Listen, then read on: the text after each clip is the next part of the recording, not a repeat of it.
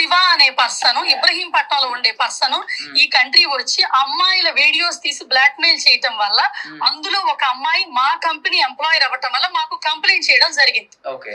అదే పర్సన్ ఈ కంపెనీకి బ్రోకర్ గా వర్క్ చేశాడంట. అలా కొంతమంది ఫైల్స్ ఇచ్చి వాళ్ళకి వీసాలు, జాబ్ సర్వీసులు చేసేవాడు. జస్ట్ బ్రోకర్, స్టూడెంట్ గా వచ్చి, చదువు లేదు. అతని మీద క్రైమ్ కేసులు ఉన్నాయి, డ్రంక్ అండ్ డ్రైవ్ కేసులు ఉన్నాయి. కంపెనీ డిపోర్ట్ చేసింది అతన్ని, వేరే ఏదో కంపెనీలో ఉన్నాడు స్టూడెంట్. ఆ పర్సన్ ఇబ్రహీంపట్నం వెళ్ళి గ్రడ్జ్ పెట్టుకొని ఇది Nandu's world YouTube channel business అని చెప్పి 900 మందికి బిజినెస్ గ్రూప్ లో ఉన్న వాట్సాప్ గ్రూప్ లో పీపుల్ కి మెసేజ్ పెట్టి అలా సర్క్యులేట్ చేసి రూమర్ స్టార్ట్ చేశాడు. అప్పుడు నేను డిసెంబర్ లో ఒక వీడియో పెట్టా, ఒక షార్ట్, మా కంపెనీ పేరుతో ఇట్లా రెప్యుటేషన్ డ్యామేజ్ చేస్తారు, మాకు సంబంధం లేదు. అది అయిపోయింది. తర్వాత ఆ పర్సన్ ఇబ్రహీంపట్నంలో ఎవరికో పోలీసులకి డబ్బులు ఇచ్చి మేము నాన్ ఇండియన్ సిటిజన్స్ అయినా కూడా మా పేరు మీద ఇండియాలో కేసు పెట్టించాడు. మా పేరెంట్స్ కి మాకున్న బిజినెస్ తెలియకపోతే 75 years మా ఫాదర్ ఇల్లా పర్సన్ ఆయన్ని యాడ్ చేసి పెడితే ఎఫ్ఐఆర్ చెల్లుద్దని గ్రీడ్ తో చేయించాడు. చేయించి ఆయన్ని పిలిచి ఆయన ఇంటి మీదకి వచ్చి బెదిరించటం, మాకు 10 లక్షలు ఇస్తే కేసు మార్చేస్తామని. అవన్నీ కూడా మీకు హైకోర్టులో కేసేసాం చెప్పింది. నందు 10 లక్షలకి నేనంట హెరాస్ చేశానంట వాళ్ళని. నాకు రావాల్సింది 13 లక్షలు. 10 లక్షలు అడట అది హెరాస్మెంట్ అయితండి. విషయం తెలుసా, మధుని కొట్టారు గుజరాత్ లో. కొట్టినా సిగ్గు రాకపోతే ఆ కుక్కకి ఇంకేం మాట్లాడతాం మేడం మేము. ఇప్పుడు నేను అమ్మాయిని అరెస్ట్ చేశాను మేడం. నాకు వాళ్ళ మీద పగ ఉంది, వీడియోస్ తీశాను. ఓకే, ఆ అమ్మాయి చెప్పింది. ఓకే, మరి వీళ్ళు పోలీస్ కేసు అక్కడ ఎందుకు ఇనిషియేటివ్ తీసుకోవాలి వీళ్ళు వెళ్ళి? అయితే నాకు ఇంకో డౌట్ ఏంటంటే, మీరు చేసిన అమ్మాయి కదా కేసు పెట్టాల్సింది, వీళ్ళెవరు కేసు పెట్టడానికి? అదే కదా అసలు వీళ్ళెవరు నాకు అర్థం కావట్లేదు. ఆ అమ్మాయి అయినా సరే ఇమ్మీడియట్ గా పోలీసులకు ఇచ్చింది, కానీ వీళ్ళకి ఎందుకు చెప్పింది? అదే కదా నాకు క్వశ్చన్ మార్క్. కాదండి, వీళ్ళు ఏమన్నా తోపాక తురువా ఏదో మళ్ళీ పగబట్టినట్టు దిగజారిపోయి మాట్లాడుతుంది. ఇంకా మేము మా ఫ్యామిలీ దిగజార్చుకోవాలని అనుకోవట్లేదు. అందుకనే నేను రాలేకపోతున్నా మీడియా ముందుకి. ఏముంది మీడియా ముందు 4 రోజులు మాట్లాడతారు, న్యాయం ఏమన్నా జరిగిందా? డబ్బులు అవసరం లేదండి, నేను నష్టపోయాను. నేను 2 ఎకరాలు అమ్మేసి నేను కట్టా. నేను ప్రూఫ్లతో సహా చూపిస్తా. మేము ఎంత బాధపడుతున్నాం అనేది మాకు తెలుసు. తాతల కాలం నాటి నుంచి వచ్చిన పొలాలు ఇవి. అలాగా మేము ఎవరి దగ్గర డబ్బుకు రాలా. ఇప్పుడు మేము విక్టిమ్స్ ఒక 30 లక్షలు ఇచ్చాం మేడం లాయర్ కి. ఓకే, వాళ్ళ 1 కోటి రూపాయలతో లాయర్ ఉంటే ఏముంది మేడం? ఎంత ఆవేదన, ఎంత మేము మానసికంగా ఎంత ఇబ్బంది పడ్డాము, ఎంత టార్చర్ చేశారు, ఫైనాన్షియల్ గా ఎంత ఇబ్బంది పడ్డాము. కోర్టుల చుట్టూ 6 నెలల స్టేషన్ చుట్టూ తిరగాల్సిన అవసరం నాకేంటి మేడం? డబ్బులు ఇచ్చి పెట్టించుకుంటే 6 నెలలు తిరుగుతానా మేడం స్టేషన్ చుట్టూ డబ్బులు ఇచ్చి పెట్టించుకుంటే? అదే కదా. మీకు ఒక విషయం తెలుసా, మధుని కొట్టారు గుజరాత్ లో. ఓకే, రాజేష్ అనే అబ్బాయి తన చెక్కులు ఇచ్చాడు, 2 కోట్లు బొక్కేశాడు గుజరాత్ లో. కొట్టినా సిగ్గు రాకపోతే ఆ కుక్కకి ఇంకేం మాట్లాడతాం మేడం మేము? చాలా సీరియస్ అయిపోయింది. నేను క్యారెక్టర్ అసాసినేషన్ దిగిపోతున్నారు వీళ్ళు. చెప్పిందే చేశారు వాళ్ళు. ఇప్పుడు మా మిస్సెస్ వాళ్ళకి నేనేంటో తెలుసు. ఇంకోటి మిస్సెస్ ఉన్నాక మీరు వేరే అమ్మాయి చూసింది. తను 2 సంవత్సరాలుగా నా పక్క నుండి చూసింది మేడం యూకే లో. అందుకని తెలుసు నేనేంటనేది. ఇప్పుడు ఇంకో మాట అంటుంది కదండి, కొత్తగా పెళ్లి చేసుకుని ఉంటే ఎంత బ్యాడ్ నేమ్ వచ్చేది. నిజంగా అవును. ఇప్పుడు తను ఒక మాట అంటుంది, సఫరాబాల్స్ వచ్చేది, దీని పరంగా సఫరాబాల్స్ వచ్చేది. నిజమే కదా. మరి దానివల్ల 2 ఫ్యామిలీలు స్పాయిల్ అయిపోతాయి ఆమె చెప్పే కొన్ని మాటల వల్ల. అవి నిజమైతే నువ్వు ప్రూవ్ చేయు. ఆ అమ్మాయిని తీసుకొచ్చి మీడియా ముందు నిలబెట్టు. నువ్వు కేసు ఏదైతే ఫైల్ చేసినావో 3 months బ్యాక్ ఫైల్ చేసినా అంటుంది కదా. మరి ఇది 2024లో జరిగితే 3 months బ్యాక్ ఎందుకు ఫైల్ చేసింది?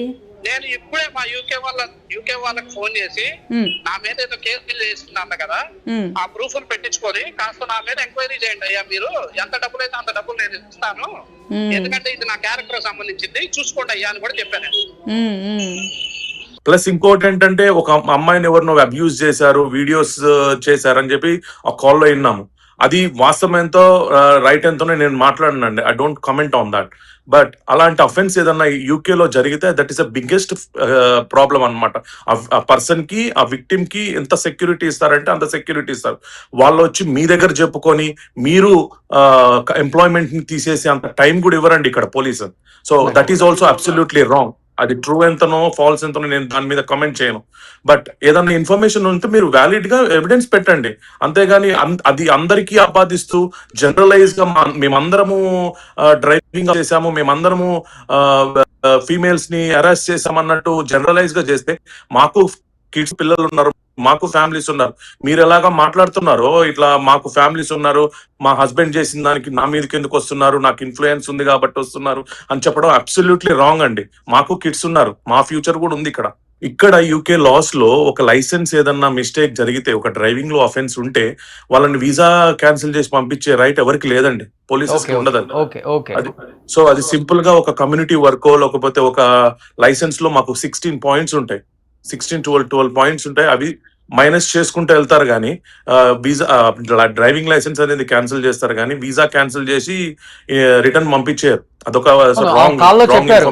అవునండి, కాల్లో మాట చెప్పారు, డ్రంక్ అండ్ డ్రైవ్ లో ఎక్కడైనా పట్టుకున్నా క్యాన్సిల్ చేస్తారని చాలా ఈజీగా చెప్పేశారు. అవును,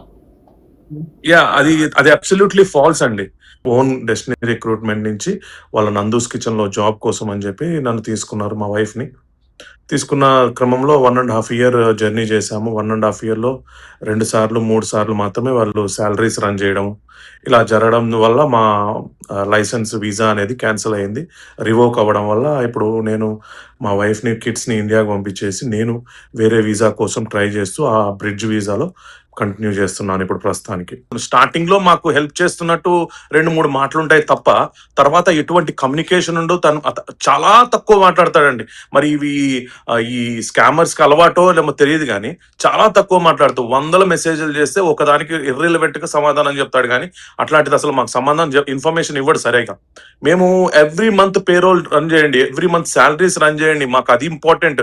వర్క్ ఉన్నా లేకపోయినా మాకు శాలరీస్ రన్ చేయడం ఇంపార్టెంట్ అంటే అసలు ఇగ్నోర్ చేసుకుంటూ వచ్చాడండి. 1 year వరకు మమ్మల్ని ఇగ్నోర్ చేసి మాకు మా వీసా క్యాన్సిలేషన్ కి వాళ్ళ హస్బెండే కారణం 100%. మా దగ్గర అన్ని చార్ట్ హిస్టరీ ఉంది, నా దగ్గర అన్ని ప్రూఫ్స్ ఉన్నాయి, బ్యాంక్ స్టేట్మెంట్స్ పంపించిన బ్యాంక్ స్టేట్మెంట్స్ కూడా ఉన్నాయి. శాలరీ పడాలి అంటే ఒక పర్సన్ కి, ఒక ఎంప్లాయర్ నుంచి శాలరీ పడాలంటే ఎంప్లాయర్ అకౌంట్ నుంచి పడుతుందా, ఒక ర్యాండమ్ పర్సన్ నుంచి అమౌంట్ పడుతుందా అండి? అది అడిగితే ఎంప్లాయర్ ఏమని సమాధానం అండి? ఓకే, మీ హస్బెండే కదా, మీ హస్బెండ్ తోటి మాటలే కదా, మీ హస్బెండ్ తోటి చార్ట్ హిస్టరీ ఉంది మా దగ్గర. మీరు ఏదో ర్యాండమ్ గా కిచెన్ లో ఆమెతో పాటు ట్రావెల్ చేశారు కదా, కిచెన్ కి ఆమె డైరెక్టర్ కదా, తను ఎలా ఉండేవాళ్ళు అసలుకి?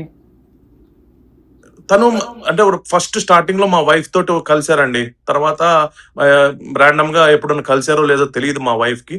బట్ మా వైఫ్ కి చాలా తక్కువ వర్క్ ఇవ్వడం అది మాకు, ఎందుకంటే మాకు డెస్టినీ రిక్రూట్మెంట్ నుంచి మాకు వీసా ఇచ్చారు మా వైఫ్ కి. సో నందూస్ కిచెన్ కూడా మాదే అండి, ఇక్కడ మీరు పని చేసుకోండి, ఎందుకంటే డెస్టినీ రిక్రూట్మెంట్ లో వర్క్ లేదని చెప్పి మాకు నందూస్ కిచెన్ కి వర్క్ ఇచ్చారు. ఆ వర్క్ కూడా ఆ రీజన్ చెప్తూ ఈ రీజన్ చెప్తూ మాకు వర్క్ ఇచ్చేవాళ్ళు కాదు. వీక్లీ 40 hours కాంట్రాక్ట్ ఇవ్వాల్సింది 5 or 6 hours ఇచ్చేవాళ్ళు మాకు. ఎంత పే చేస్తారండి పర్ అవర్ కి అక్కడ? 8 pounds 10 pounds కూడా పే చేయలేదండి మాకు సరిగ్గా. Minimum 12 pounds 13 pounds hourly pay చేయాల్సింది 8 pounds 10 pounds పే చేసిన రోజులు కూడా ఉన్నాయి. మా దగ్గర ఆ చార్ట్ హిస్టరీ కూడా ఉంది. సో వీక్ లో 40 hours ఇవ్వాలి. yes, okay. as per contract 37.5 hours ఇవ్వాలి. ఓకే, బట్ మీరు ఎంత పే చేశారు ఓవరాల్ గా ఆమెకి, నందూస్ వాళ్ళకి? 15,500 ఫస్ట్ లో ఇచ్చానండి మధుకర్ గారికి. తర్వాత ఇండియన్ రూపీస్ చెప్పండి. ఇండియన్ రూపీస్ లో 20 lakhs అండి. 20 lakhs ఇచ్చారు. ఎస్, అండ్ ప్లస్ మనకి ఈ శాలరీస్ ఎప్పుడైతే మాకు వర్క్ ఇవ్వలేదో శాలరీస్ రన్ చేయమని చెప్పి నేను 3,800 pounds అంటే ఇప్పుడు ఆల్మోస్ట్ 5 lakhs rupees మళ్ళీ అక్టోబర్ లో ఇచ్చాను. ఇప్పుడు మీరు తప్పు చేయలేదు అన్నప్పుడు సరే, మీరు మధ్యవర్తి వర్తించారు, ఆ 15,000 pounds అనేది పక్కన పెట్టండి. ఆ 15,000 pounds పక్కన పెట్టినప్పుడు ఈ 3,000 pounds అనేవి శాలరీ రన్ చేయడానికి ఇచ్చినప్పుడు అవి రిటర్న్ చేయాలా వద్దా అండి? మీరు సరిగ్గా శాలరీస్ రన్ చేయనప్పుడు మీరు ఆ రిటర్న్ చేయాలా లేదా? రిటర్న్ చేయలేదు ఎందుకు? మరి ఎన్ని కన్వర్సేషన్ చేశాను, 100 calls చేశాను, మీరు ఏమన్నా రెస్పాన్స్ ఇచ్చారా?